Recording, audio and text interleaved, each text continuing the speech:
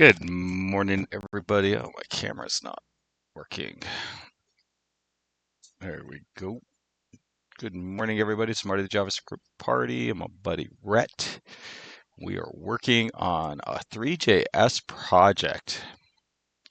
I never really thought about it before, but I think a really good way to think about these sorts of things is like when you sit down to do some work, like, okay, you probably need to do a bit of an inventory, and that inventory probably needs to be like, okay, how on a scale of 1 to 100, how much do I feel like I know exactly what I need to do, need to accomplish, and that I'm trying to accomplish something?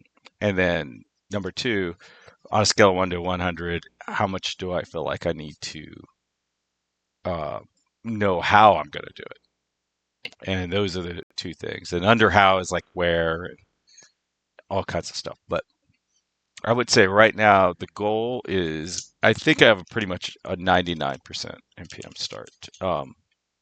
Idea of what I'm trying to do, and probably like a 80% of how I'm going to do it, because there's just a lot of steps. But first, before we do that, let's go ahead and give Rhett her nut for the day. It is Sunday. It is 11:29. I think it's probably like somewhere between 72 and 77. Oh, and it is 76 degrees. Um, 76 degrees. It is just beautiful outside. I took the dogs for a walk this morning, and there were so many people with dogs. I also took my granddaughter with me. So basically, I have like one husky tied to me, and then two dogs sort of run around off leash because they listen really well. And then I had a baby that I was sort of shifting between both arms and above my head. She's like 8 years old. I think she weighs like 25 pounds or something like that, 27 pounds. She doesn't weigh too much. Anyways, it's so funny. I was watching some movie from like back in the 80s, and they were talking about, I actually it might even been before the 80s. I think we were watching Jaws 2. And so that's late 70s, early 80s, and they were talking about kilograms and meters and centimeters and stuff like that, because there was a real push back then to shift over to the metric system, but we're still on the on the English system. We should call it the American system because I don't think they do it in England anymore. But anyways, we are trying. Okay, so basically, what's going on now is, and I think this is probably one of the very best examples of a memory leak I've ever seen. So, like, we go over here, right? So we're at entities. So this is just a list of all the entities in our system. And so right now there are no entities in the system. If I say add visualization, now I have 7 entities. Now, oddly enough, you know, and it's only really because of this tool that I actually have a full grasp on that. If I go here and then I hit back, now I have 9 entities. So that's a thing.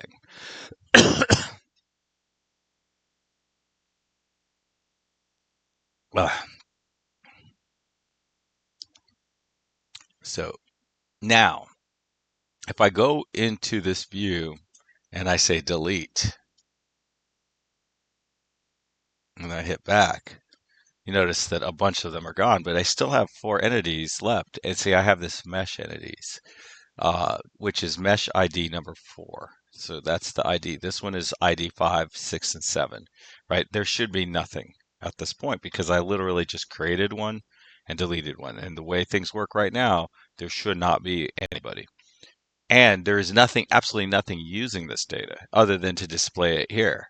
But it's not supposed to be even displayed here. So this, a lot of times you'll often hear like, oh, that's a memory leak. This is it, right? This memory ID for ST-Mesh is not used anywhere and will never be used. It's an orphan. It'll never ever have any connection to anything in this system ever again, but it's still hanging around. So it's basically a zombie entity, which makes it a memory leak. It's not the only kind of memory leak that exists, but this is a very, very common one, especially in JavaScript. Um, so that's that. But what we're working on specifically now is trying to remove the ST mesh. But as we've started to work on that, what we found is that some things that we've done to do improvements have never been applied to ST mesh, um, because we've sort of been building in a very organic way. We don't really have a good system. So that's why 99% sure that what I'm working on is ST mesh. It is possible that once I start to dig in some more, and I think I'm about halfway through deleting this, but once I start to dig in some more, what will happen is I'll realize, oh, I need to work something else. I think it's highly unlikely that that's going to happen. I think we're going to be able to see this ST mesh situation all the way through. Second of all, how we do it.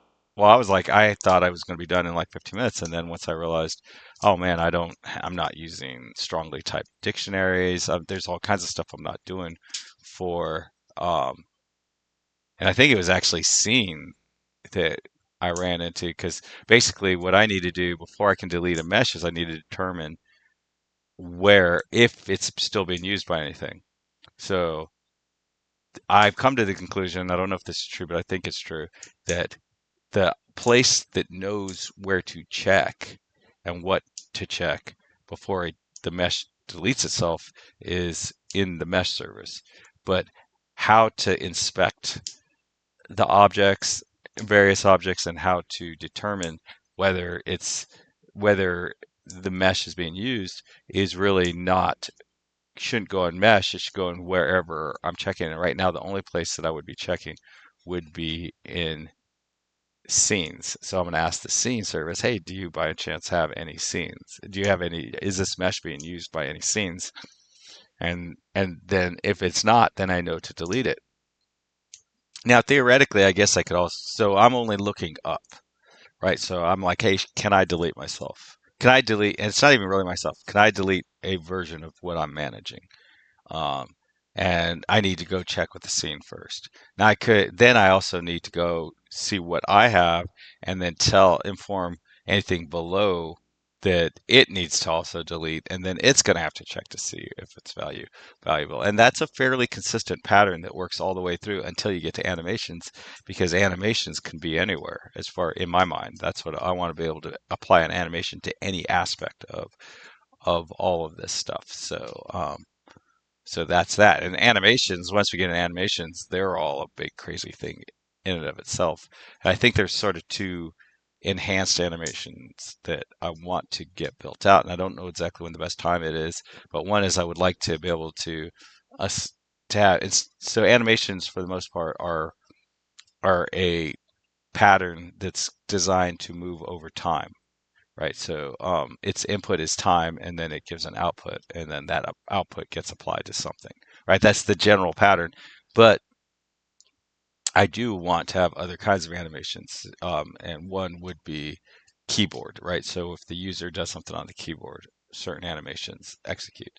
Uh, Music. So if certain things are happening in a song, um, at a given time. So it's music, it's like amplitude, all those different things in a music at a specific time, then it should do. And really, it doesn't really matter what the time is, it just matters what the value in the music is, right? So the input is the whatever's going on in the music, and then the output is something. And it doesn't have anything to do with time other than music just happens to flow over time.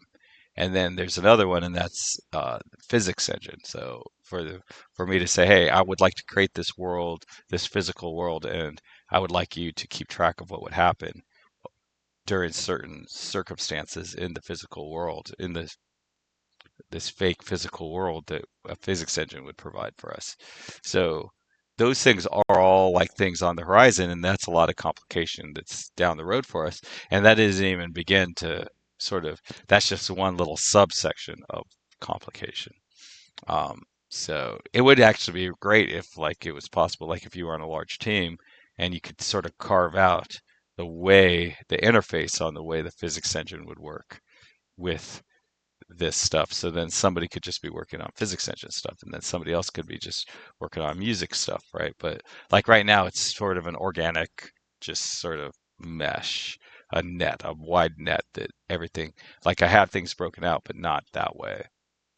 Anyways, so let's do this thing. So I'm inside my scene service and I want to get, for a given mesh ID, I want to return a list of scene IDs. So right now, I don't know if this found scenes actually does anything. And then I also want to, once I find the list of scenes, I want to be able to, um, I want to be able to just use the map function to get just the IDs so that I can return that. Right now, I'm just returning empty, empty. So, anyways, and it is and this is weird because it's kind of all for naught because right now you can't even apply a mesh to multiple scenes. Um, but I do want to build that out because I just don't want to like. It's weird. It's really strange. It's like when you build stuff, you start to build on top of stuff, and then it can be extremely difficult to undo the underlying stuff. So I'm trying to kind of look into the future and guess what needs to be done. Um, all right. So found scenes, it looks like is probably gonna just return a blank because it doesn't look like we actually ever check the scenes. So basically we get all the scenes, we iterate over them with the filter, then this gets the scene, and basically it's going to return a true or a false based on whether the scene ID, the scene contains the mesh ID. So I think what you can do is you can say like const find, right? So if it finds it, it's going to return, I believe, the index uh,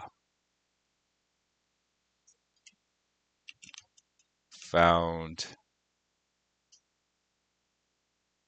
index. I believe that's what this is going to return. And I believe what I do is I say, yeah, that's right, because a scene has a list of meshes in it. So I want to see if this mesh ID exists in the given scene. So basically,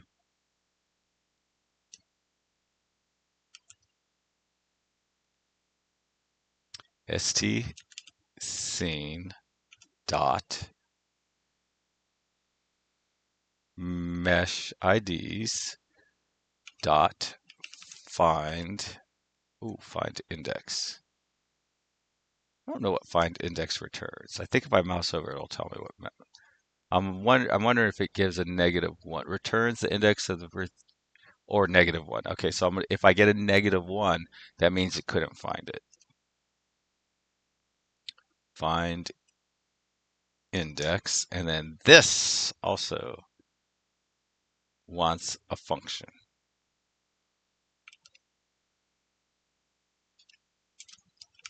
And right now we are going to start with an anonymous function, and our anonymous function is a number, right? That's what we get. We get a list of numbers. I just remember that, but we can actually look over here and see, actually, we deleted it. So let's go ahead and add a viz.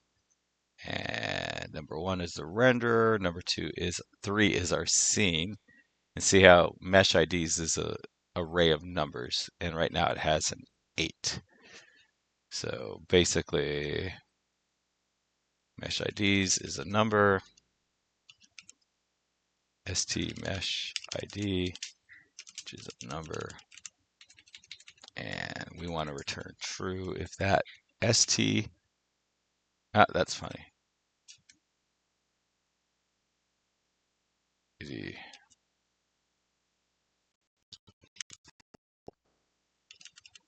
scene,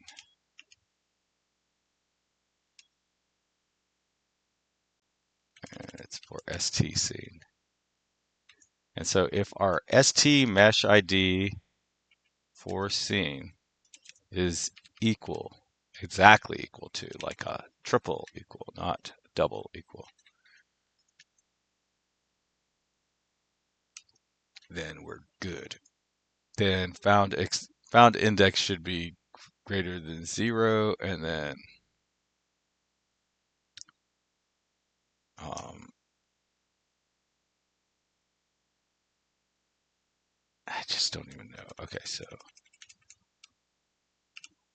if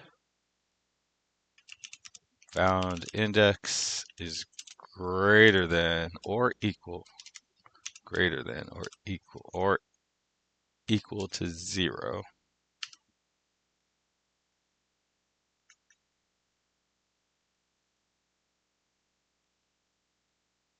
found.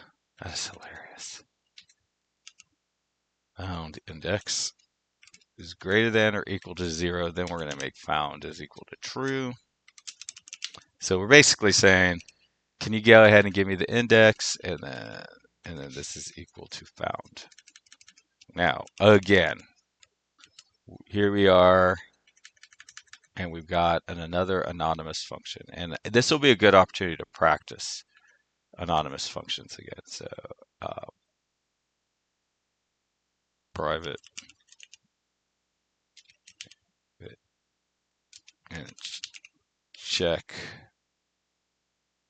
for mesh ID match. Now this is a weird one, right? Because it's really not going to, there's no real value in, like there's hardly any code in this, right? So all the value is just from a communication perspective, not from a um,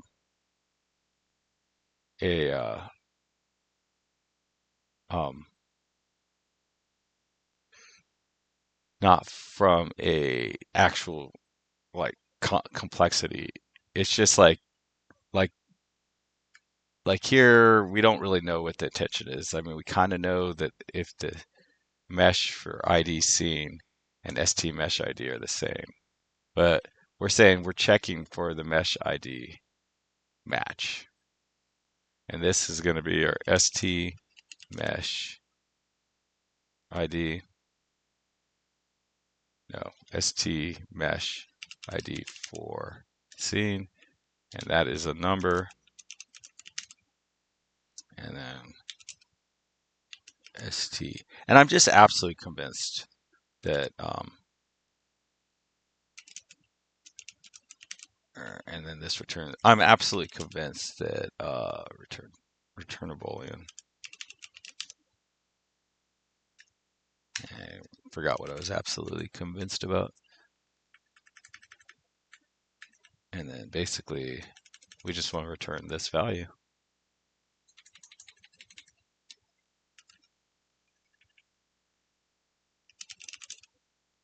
So I thought I would be working on meshes. I'm still over in the scene area. So like it's crazy because that was less than 24 hours ago that I was like aware that I was going to need to do a bunch of stuff in the scene. And then as the day went by yesterday, I just immediately gravitated back to, oh, I'm working on meshes. Um,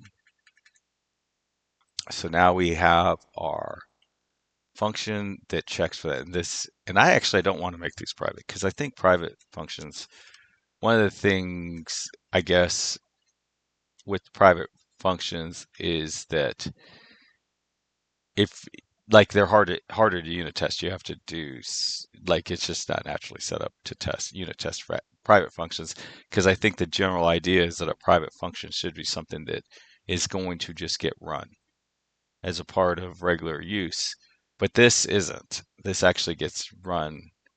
Um, I need to run these specifically to test them, and I haven't really completely processed that. I do want to completely process that.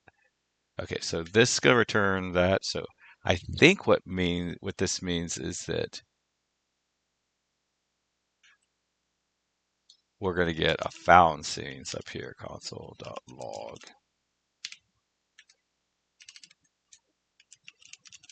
And I'm going to say that there are sometimes that I do stuff on these videos that I don't really do, like when I'm really working. It's just more of like me trying to explore and understand. I really do think like this when I'm coding, but it happens so fast, right? Like this whole thing probably would have taken like 2 minutes or probably less than a minute, probably less than a minute for me to code out if I was just like in the zone, just vibing, right? But like trying to do it in this way is a lot more complicated. And then so we go here, and then what we're oh we need to be in we need this guy here. All right. So now we are going to go here. We're going to delete, and then okay. So we did find scenes, so that's a good sign. So we want to add whenever we find it, we want to add scene ID to 3. So the other thing that we really want to make sure is let's go back. Like if I do this, add viz, come over here, and then delete. It still only found one. It did not find the other one. So these are all the ST scenes. There's ST3 and ST10, but it only found this one for 3, and that's because we asked for 3. Um, I don't know where, I don't know, but we only asked to see, or we asked for mesh ID of 4, and that's the only one that had a 4 mesh ID in it. So that's working perfectly. So now we want to map it, and we want to return our found scene IDs. And I think what oh, oops, we did not finish up this. Okay, so now, and this is good practice because yesterday I kind of had a bit of a breakthrough on how to do this. Okay, so we know that worked like this. So now let's just this. All right, so this dot check. I forgot what this is even called down here. Check for mesh ID match.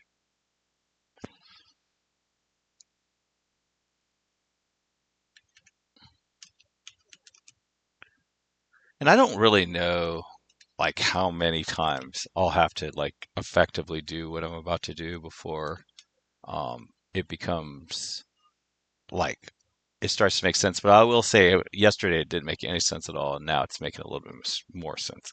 So if I do bind, and then let's say I just the very first thing is going to be whatever I want the variable this to equal. So I don't think I want the variable this to equal anything. So I'm just going to send it an empty object. And then the second thing I want to send is what I know. So this is wrong, right? I need st mesh ID to be first because that's what I know.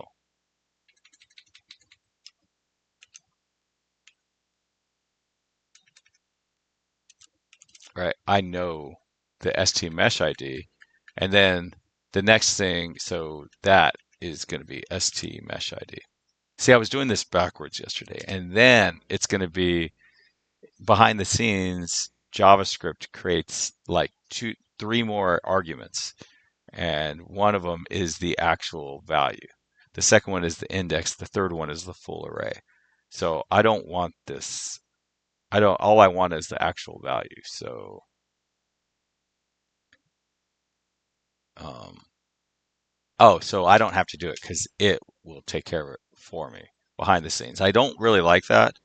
Like, I'm not advocating for that. I'm not saying that's a good thing, but that's what happens is when it goes through this, it will, the JavaScript engine, I believe the JavaScript engine will break this down into a function that accepts 3 arguments. But um, bind also broke it into a function that accepts 2 additional objects, and the very first one is by default always going to be the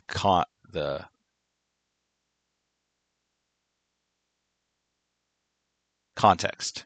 The first one will be the context. The second one will be any value that you set, and then the third one will be the value that gets set by JavaScript. And there'll be a fourth one, which will be the actual index, and the fifth one will be the list. So that's how that works. I have to explain that, I would guess, about a dozen more times before it really, really sinks in for me.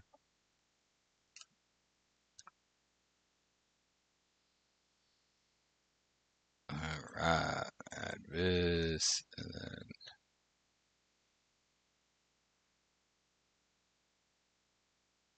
so what we're hoping is that we get that found still of one thing. Yeah, so found scenes, one thing. So that's still working. I did connect it up, right? Now, to be completely fair, okay, that was this. So we need also another one, it looks like. Up here? Is it up here? Here. Oh, so here's where, okay, all we do is a map that basically just maps to the scene ID. Again, this is very simple the way it is. Now, the reason it makes a lot of sense to break these out into functions is because as this application grows, there's very likely going to be more logic that goes into here to determine these things. But and it's almost, yeah, I've never had the experience, just from experience perspective, where it's been like, oh no, now I don't want to do this bind this. Generally, this helps. You generally this, if it doesn't hurt, and if it does anything, it'll help, but it won't hurt you to do the bind and all this stuff. So this mechanism. So this is the last one, but I guess we should make sure it works. And I don't know if we're doing anything with this value. I guess we should go look real quick before. So we have found scenes, and then this is recyclable sequence. So we actually don't have anything in our mesh stuff. So I'm going to hit this, and I just want to see if we have found scene IDs. And that's kind of a bummer that it did that already. All right. And then found scene IDs. So basically, I want to come in here into the scene service, and I'm just going to put a breakpoint here. And all I want to do is see that when I delete, that I actually get the ID of the scene. And then just sort of validate that I believe what happened is this scene ID will match. Oh, when I get back, will match the scene that we're deleting. So I guess I should add another one and delete. All right, so what we want is one ID to come back. 3. Yep. And then I'm guessing, I think the other one is probably like 14 or something. So that's good. So we found scenes. These are all the ST scenes. Let's see. So it returned scene ID of 3, and the other scene is 12. But see, this one has a mesh ID of 13, and we passed in a mesh ID of 4. So see how this one up here has a mesh ID of 4. So that is exactly what we want to happen. So this is working perfectly. So now let's go ahead and do one last thing. Now I will say that, like, I'm kind of only doing this to make unit tests faster. This would be normally what I would do during unit tests, but now I'm doing it while I'm coding. So it slows the coding down a little bit, but it makes the unit tests development cycle a lot faster if you can kind of think ahead of time. But basically, we're wanting to see, does the scene,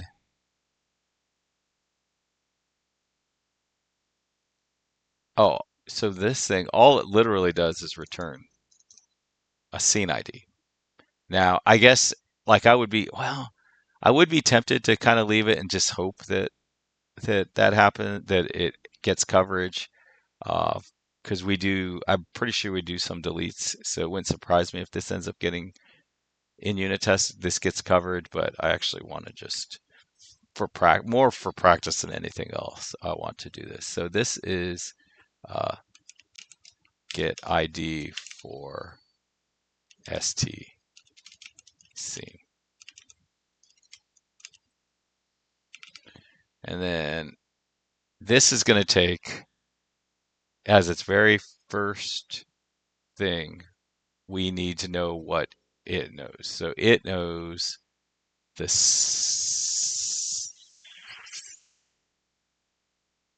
Actually, oh, okay, so this is a very completely pure function. All it needs is the st scene.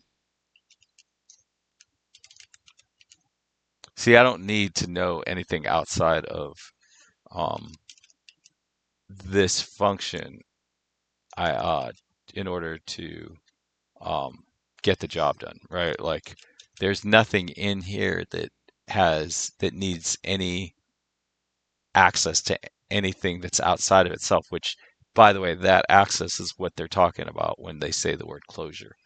Closure means that you're accessing something that was available when you were created. So at the creation time, when you when this function was created, um, what was the scenario? What was happening? So I believe that's how that works.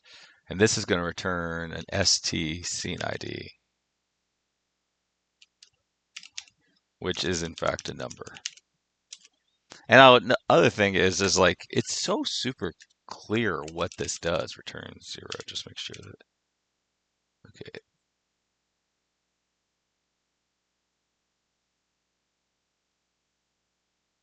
Oh, I don't tell it the name of the variable. I only tell it what it is. Okay, so now all this does is literally return the st scene.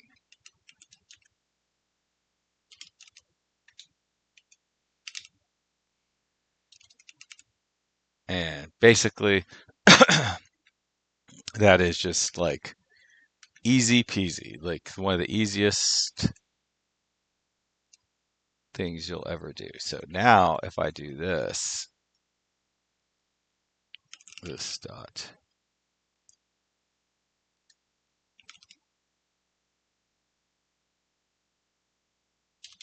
I think I can just do this. I don't even think I need to bind it or anything. I think I can just do this. And like I said, this is the most trivial function to unit test, whereas trying to co try to coax this function from running with st scenes and all that is may not be trivial.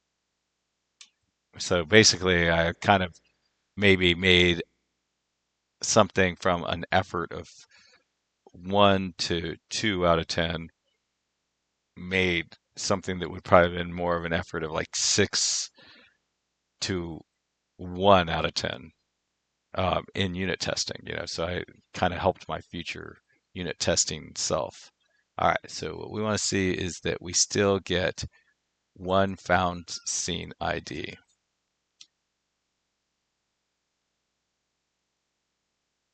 Delete. One. Oh, okay, so I need to put the debugger on.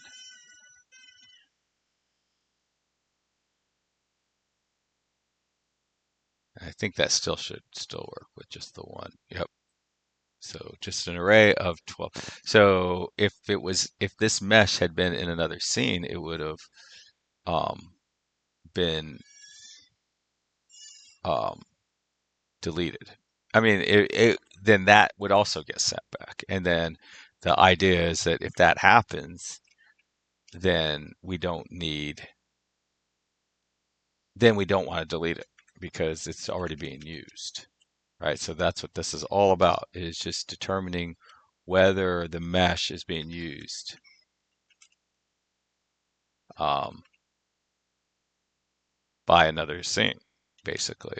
Or but like the scene doesn't know when meshes should be displayed and when they shouldn't. Close others. All right, so we're going to go to the mesh service. So we have our scene IDs now. So, and this was fairly easy to explain now. When I was trying to explain this maybe a month ago, this similar thing, and we didn't have these data tables, and we didn't have it. This was like impossible for me to create the words. Um, all right, so now we have our scene IDs. And now, if we get our scene ID, now basically, okay, so if the scene IDs is greater than zero, I mean, is greater than, yeah, zero. So if it's zero, if there's nothing comes back, which we shouldn't have that happen, but, um, or dot length. So if there's more than zero, which is probably the case, and actually, let's just do this because we're going to want to break this down into another function anyways. Is So we're going to say const no let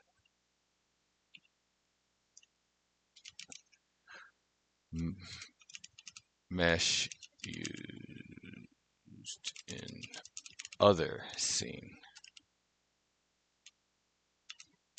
equal to false. So we're going to default that it's not equal to false. Now, basically, we know, like we could just say, hey, if the mesh ID, if there's more than one, we know we're getting one back, and if it comes back with more than one, then we know that it's like we could do that inference and all that. But honestly, that's probably not going to hold up over time. At some point, we may decide we want to delete the scene before, or we may decide that I don't know. There's just like a lot of other we should try to be as sure as we can be in this one. And to be as sure as we could be, basically what we want to do is make sure that we don't that this current scene doesn't exist. I mean, anything other than the current scene exists in that. So I guess what we could do is we could filter out the existing scene, right? So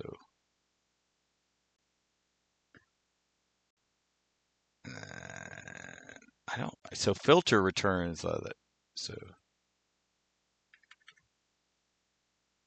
all. Yeah, I think this might be a little bit easier. I'm more worried about there's like a million ways to do what I'm trying to do now, which is basically just check an array to see if it's anything other than the existing scene. Um, but and there's so many ways to do that, and there's a lot of really clever ways to do something like that. Um, but I think what I want to do is I want to do something that's just really easy to follow. So const other scenes.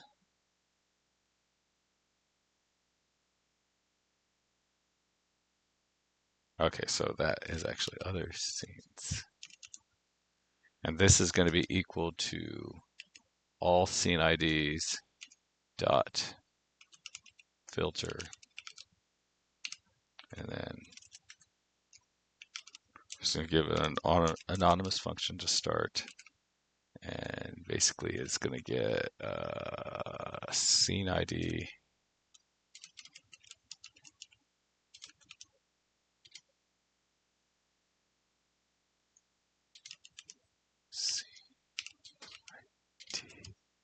Um, item. I guess item is the right word. What are they called? Each thing in an array is there's the index and the value. I guess that's the right way. And that's going to be a number. And basically, if the st scene ID value is not equal to st scene ID, then we won't delete it. Okay, so now basically, so we are removing anything if even if we're to get in there multiple times or whatever, we're doing that. So now we're doing this. So now we're saying, I guess other scenes length.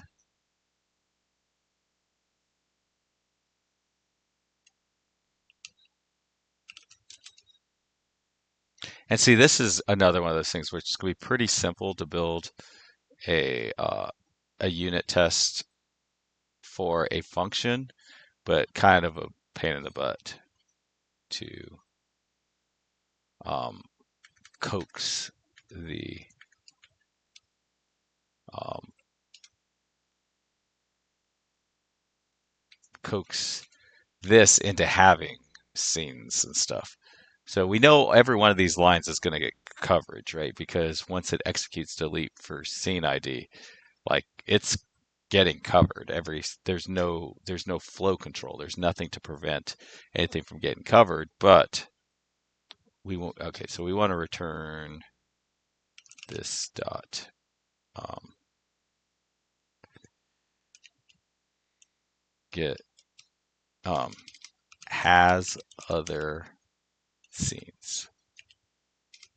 Now this is again, another super simple function that, like, honestly, if like when I worked at CNN, we used to be highly focused on like writing performance code. Like that was like the big thing, but like that's just not even an issue at this point in this circumstance because this code will get completely transpiled.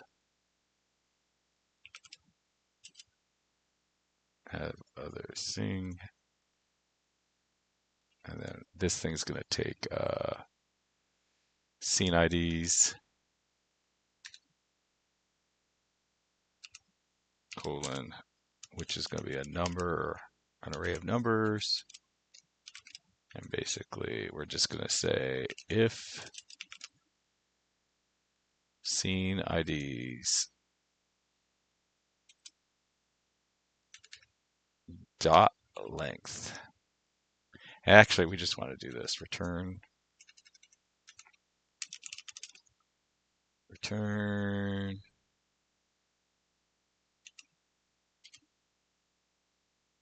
scene IDs dot length is greater than 0. So basically, this probably won't be like we may end up having to add other logic in here, but now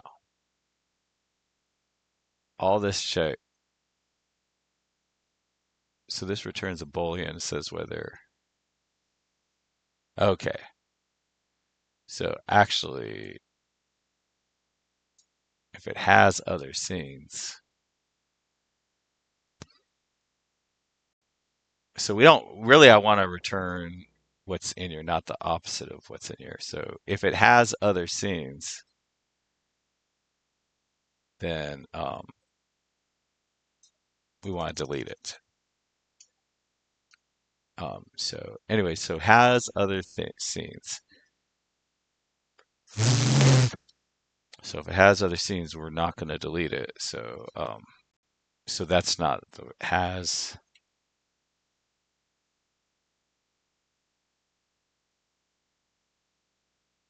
So I like this because this is kind of what it is. Okay, so that's what we're deleting. But okay, I'm going to change this to let was deleted equals false, and then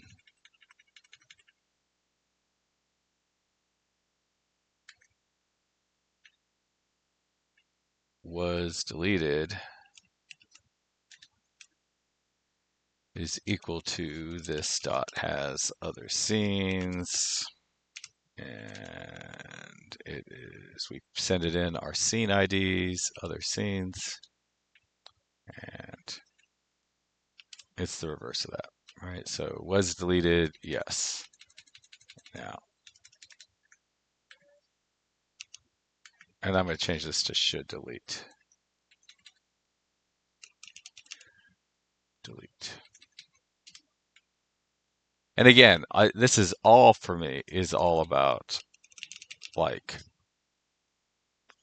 making um, this easier for me. I know I'm going to be in here in the future, and I know I'm going to be very, very confused. So anything I can do to spoon feed this to my future self, I definitely want to do.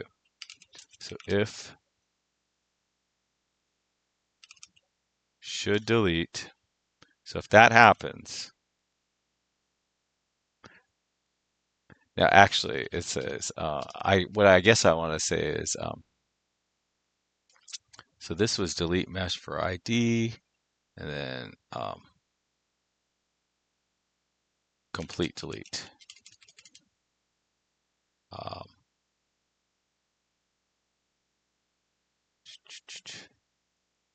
I'm going to say delete if unused.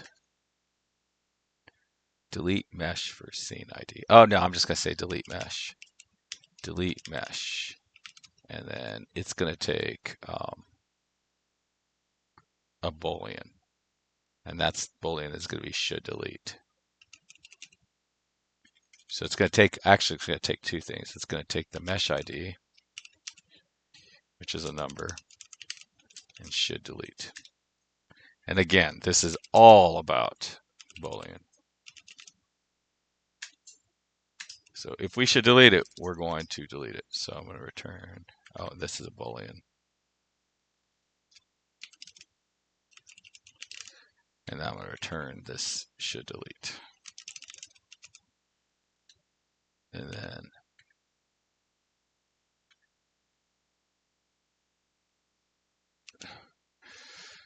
so now should delete is going to be true, right? I mean, so we're just returning whatever it is, but we're basically if should delete happens. And again, just to be clear, I realize there's a lot of easier ways to do what we're doing and a lot of like more terse ways of doing it. But the reality is it's way more important that when I circle back into this code 6 months from now or 2 years from now that I can come up to speed than it is that I am terse and get stuff done quickly and in such a way that it would pass a PR or something like that. I really need to be able to understand this when I get back to it in the future. I'm trying to be kind to my future self, basically. Okay, so if it's supposed to be deleted, then this dot, what is it? Do I have another delete? I don't think I have a delete, any kind of delete right now. Yeah, so no delete exists.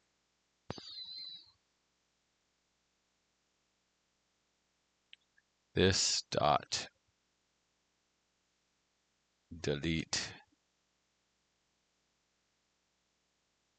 No, this dot mesh mesh st mesh dictionary mesh ID.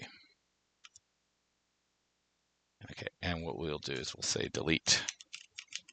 So this should be just freaking easy as heck to unit test, right? Like give it any ID and give it a true or a false, or give it a true, and it's going to run everything. And if it wants a false, giving it a false will be super simple too. Cyclable sequence dot recycle ID, and then mesh ID. So this is how we get it back. So, and this should work, I think. And if it doesn't work, I'm going to learn a lot off of that because like right now in my head, I feel like I have a full grasp of everything that's going on. And so what I'm expecting to do is come back over here, add this thing, come over here. Actually, before we do that, let's go to just to make things easier, go to our mesh, and then come back here, delete, hit back. It's still there. Did I not call it? I did not call it. Actually, that's a really good test though, because now I know for sure that when I do test it, if it works. Okay, so this dot delete mesh.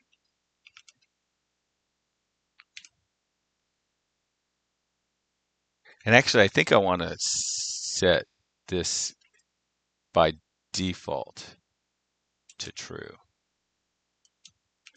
So like by default, unless you were to tell it equals true. Unless you were to tell it that it should delete, it's going to delete it. That's going to be the default. So unless you tell it something different. So mesh ID.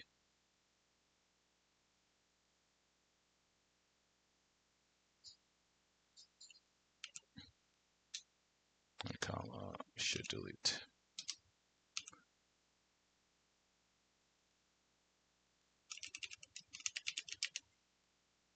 Okay, what is your problem?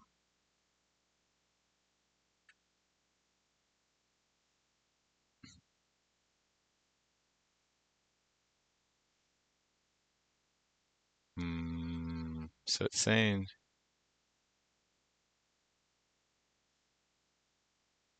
should delete should be a Boolean, right?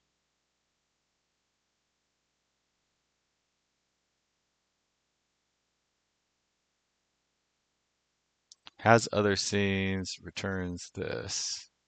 Oh, that's a Boolean, right? Did I not actually even give this thing?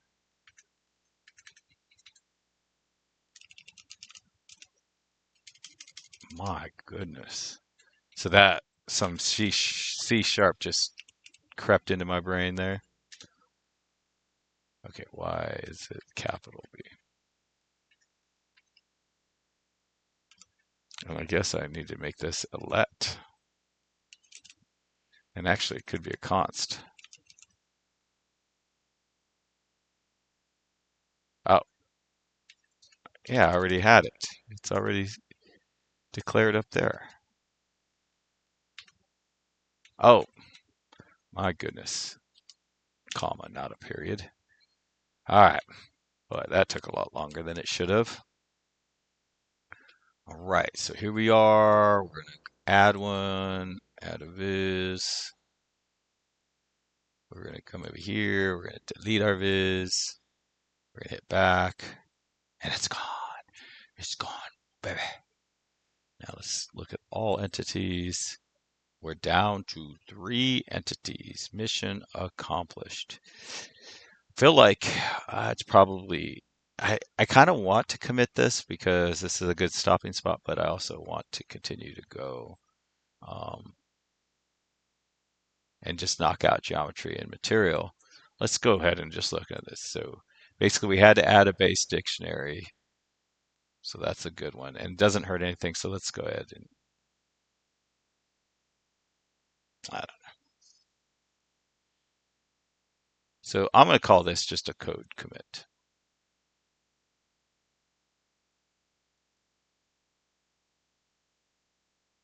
I'm just going to call it a code commit and just be done with it. I felt like we had some console logs. Do we have console logs?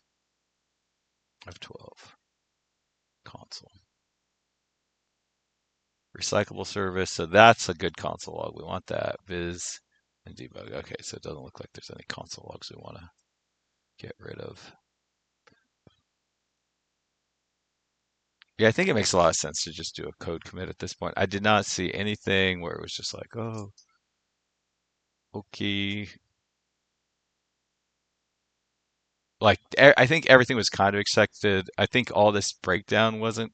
I think this is another improvement, right? Like as I go through these sorts of things over and over again, I'm sort of coming up with like little benefits, and I'm not a lot of people will restrict themselves from making things better to maintain consistency across the system. But I'm trying to learn here, so I'm not. So I'm trying to get a little bit better and better as I move forward. But the place that like I really had a game changer And I didn't even realize that this was in this binding, creating functions and then adding in the contexts and stuff like that. Like I've just never really had, I had never really formalized that. So it doesn't look like, do I not do that in, yeah, there we go. There's a bind and bind. Like this whole concept of all that. It almost makes sense to actually, let me do this just to kind of further const empty context equals, right? So we're passing an empty context. Makes this a little bit easier to make sense of. Um, this is like, I do not believe this will make it into the final distributed code. Like this assignment and this here, I think would get completely overwritten and all that. This is purely for human beings to be able to understand what's happening. Give them a one more clue to kind of tilt the scale in the direction of the humans that are trying to use this as opposed to the machines that are trying to use this. All right, so I think we want to do a code commit at this point. I do think the code is nice and like at least all the console logs are gone and all that. Let's see. Git. So this is issue 28. I don't know what video number this. This is gonna be like 454. Might as well put the video in there. 454, issue 28, and we want to, this implements delete for meshes. So when we did our delete for messages, we had to make a change to the renderer service. We had to make a change to the ST service.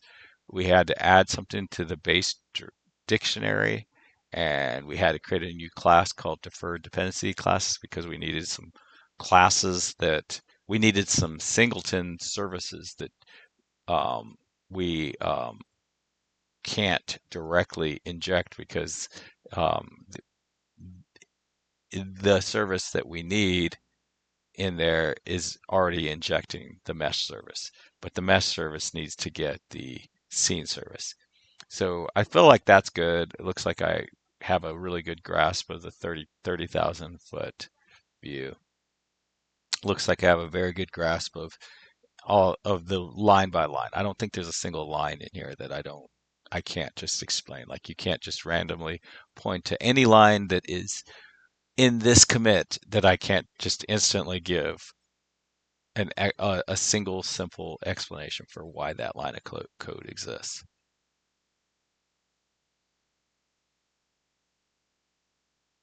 Okay. Now I thought I was done with delete like a month ago. Okay, so we need to add all of these things and then we'll do this. And I'm not pushing this because I'm not 100% sure at this point. I'm like, I would say 95% sure, but it wouldn't surprise me if now, because the next thing I believe is going to be,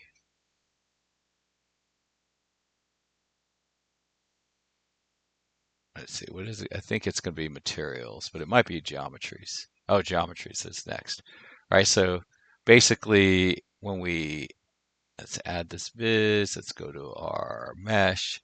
So you notice that we have a geometry ID and a material ID and an animation. Oh my gosh. Okay, yeah. So actually, the mesh is going to go through and find all its geometries and then ask geometry to delete itself. But geometry is going to be like, um, it's going to have to check to see other meshes. And then once I'm done with that, so what's in a geometry? So geometry doesn't have anything, doesn't have any children. So that one actually will be a lot easier to delete. Um, but before we actually do a delete,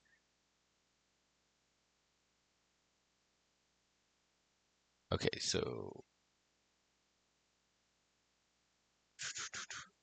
so I thought I was so clever. Now I'm starting to wonder, am I that clever? Delete. Where are we? We are in, oh, scene service. I want to go to mesh service. So in this mesh service, oh, okay. So delete mesh, and I pass in a should delete, and then I delete it. But I before I delete it, I do need to delete log delete geometries, and then and I don't know why console dot log.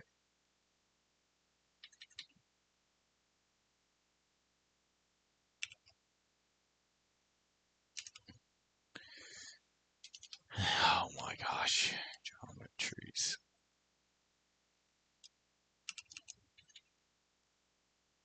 and then console dot log.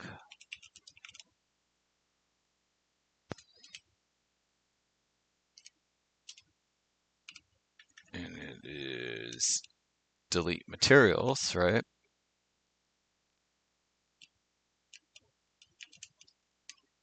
So this is where really it all hits the fan.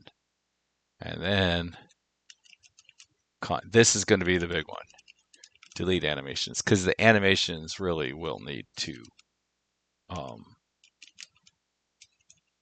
check everything. It'll need to check renders, it'll need to check cameras, it'll need to check scene, it'll need to check mesh, it'll need to check geometries. I would even imagine that I do want to be able to delete materials, right? Like maybe we'll want to animate the color of the material or something like that, delete um, animations.